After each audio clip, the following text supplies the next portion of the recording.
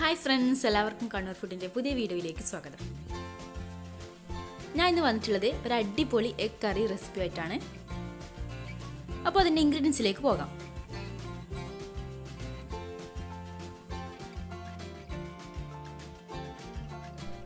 ഇനി ഇതെങ്ങനെ ഉണ്ടാക്കുന്നതെന്ന് നോക്കാം. ആദ്യം തന്നെ മുട്ട ഫ്രൈ ചെയ്തെടുക്കാമെന്ന് വേണ്ടത്. അപ്പോൾ ഒരു കടായി ചൂടാക്കാൻ വെച്ചിട്ടുണ്ട്. അത് ചൂടായി വന്നാൽ അതിലേക്ക് കുറച്ച് വെളിച്ചെണ്ണ ഒഴിച്ചു കൊടുക്കാം. ഇതിലേക്ക് പുഴുങ്ങി വെച്ച മുട്ട ഇട്ട് കൊടുക്കാം. 6 മുട്ടയാണ് ഞാൻ എടുത്തിട്ടുള്ളത്.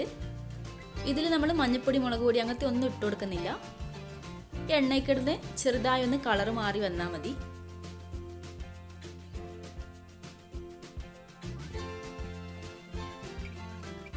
രണ്ട് 3 മിനിറ്റ് ഇങ്ങനെ ഫ്രൈ ചെയ്തെടുത്താൽ മതി.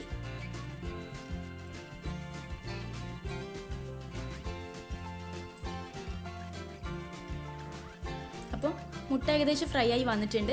നമുക്കിത് കോരി മാറ്റി വെക്കാം.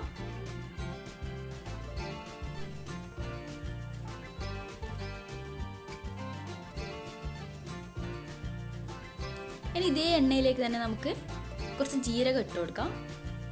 1/2 ടേബിൾ സ്പൂൺ ജീരകമാണ് ഞാൻ ഇട്ട് കൊടുത്തിട്ടുള്ളത്. അപ്പോൾ ജീരകം ഇങ്ങനെ പൊട്ടി വരുന്നുണ്ട്.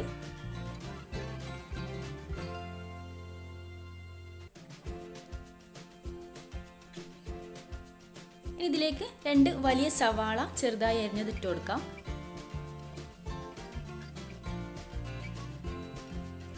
നമുക്ക് നന്നായി ഒന്ന് വാട്ടിയെടുക്കാം.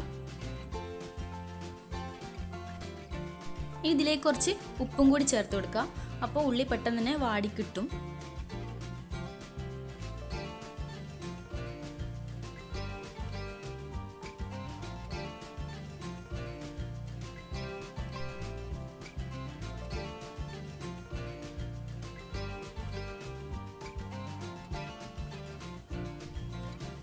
ഉള്ളി ഏകദേശം റെഡി ആയിട്ടുണ്ട്. ഇനി ഇതിലേക്ക് നമുക്ക് 3 പച്ചമുളക് ഇട്ട് കൊടുക്കാം. പച്ചമുളക് ഞാൻ കട്ട് ചെയ്യുന്നില്ല. ഇങ്ങനെ ഇട്ടാലൊരു ഭംഗി ഉണ്ടാവും. ഇനി ഇതിലേക്ക് 1 ടേബിൾ സ്പൂൺ ഇഞ്ചി വെളുത്തുള്ളി ചതച്ച് വെച്ചതും കൂടി ചേർത്ത് കൊടുക്കാം.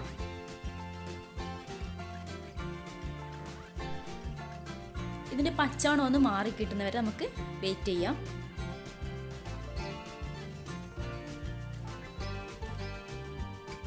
ഇതിലേക്ക് കുറച്ച് മഞ്ഞൾപ്പൊടി, 1 ടേബിൾ സ്പൂൺ മുളക് പൊടി, 1 ടേബിൾ സ്പൂൺ മല്ലിപ്പൊടി എന്നിവ ചേർത്ത് കൊടുക്കാം. നന്നായി ഒന്നിത് മിക്സ് ചെയ്ത് കൊടുക്കാം.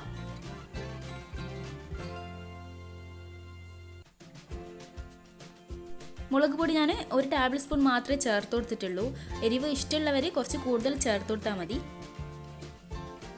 അതേപോലെ തന്നെ മല്ലിപ്പൊടിയും കുറച്ച് ചേർത്ത് കൊടുത്തിട്ടുള്ളൂ. മുട്ടക്കറി ആയതുകൊണ്ട് തന്നെ അത്രേ ആവശ്യമുള്ളൂ. ഇനി ഇതിലേക്ക് നമുക്ക് ആവശ്യമായിട്ടുള്ളത് തക്കാളിയുടെ ജ്യൂസാണ്. 2 മീഡിയം സൈസ് തക്കാളിയാണ് ഞാൻ എടുത്തിട്ടുള്ളത്. നന്നായി ഒന്ന് മിക്സിയിൽ അരച്ചതിന് ശേഷം ഇതിലേക്ക് ഒഴിച്ചു കൊടുക്കാം. അപ്പോൾ ഇത് നല്ല ടൈറ്റായിട്ടാണുള്ളത്. ഇതിലേക്ക് നമുക്ക് കുറച്ച് വെള്ളം ഒഴിച്ച് കറി ലൂസാക്കി കൊടുക്കാം.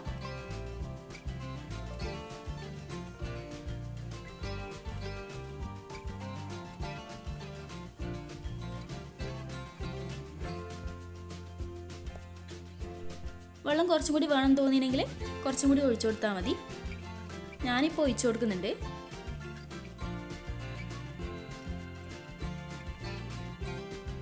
നന്നായി ഒന്ന് മിക്സ് ചെയ്തതിന് ശേഷം നമുക്കിതൊന്ന് അടച്ചു വെക്കാം. 2-3 മിനിറ്റ് വരെ ഇതിങ്ങനെ അടച്ചു വെക്കാം.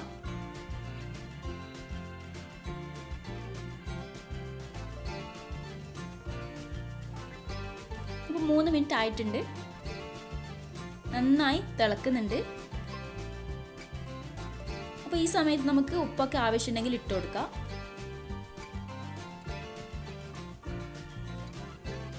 ഇതിലേക്ക് കുറച്ച് മല്ലിയില ചേർത്ത് കൊടുക്കാം.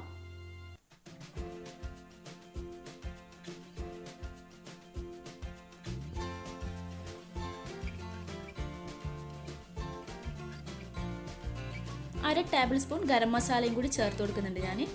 നന്നായി ഒന്ന് മിക്സ് ചെയ്തെടുക്കാം.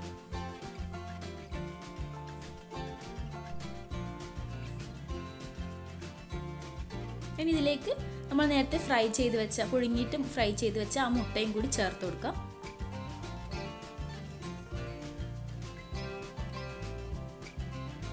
മുട്ട ചേർത്തതിന് ശേഷം മെല്ലനെ ഇളക്കി കൊടുക്കുക, അല്ലെങ്കിൽ മുട്ട പൊട്ടിപ്പോവും. ഇനി നമുക്കിത് 3 മിനിറ്റ് അടച്ചു വെക്കാം. അപ്പോൾ അടുപ്പ് ഞാൻ തുറന്നിട്ടുണ്ട്. നന്നായി തിളക്കുന്നുണ്ട്. നെയ്യൊക്കെ മേലേക്ക് വന്നിട്ടുണ്ട്.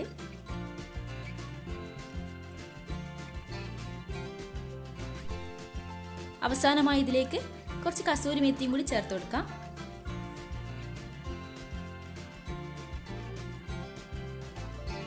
നന്നായി ഒന്ന് മിക്സ് ചെയ്തതിന് ശേഷം സ്റ്റൗ ഓഫ് ചെയ്യാം.